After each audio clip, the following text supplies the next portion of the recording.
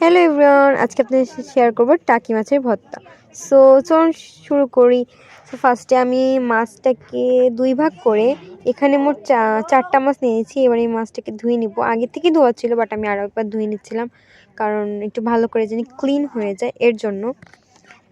So এটা টাকি মাছটা আমি কাটি নিয়ে শাশুড়ি কাটছে, কারণ আমি মাছ কাটি না সেরকম, এর জন্য উনি ধুয়ে রাখছিল।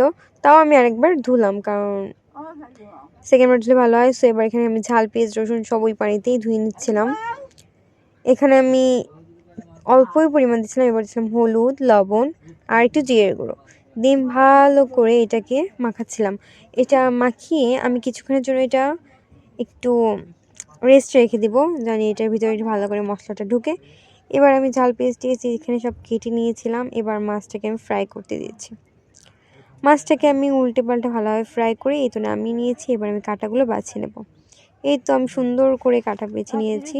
এবার আমি পেঁয়াজ, আলু সব কিছুই দিয়ে এর মধ্যে হলুদ, লবণটা আমি দিইনি, হলুদ আর জিরের গুঁড়োটা দিয়ে আমি ভালো মতো নেড়েচেড়ে দেন আমি টাকি মাছটা দিয়ে আরও ভালো করে নেড়েচেড়ে করে নিচ্ছিলাম।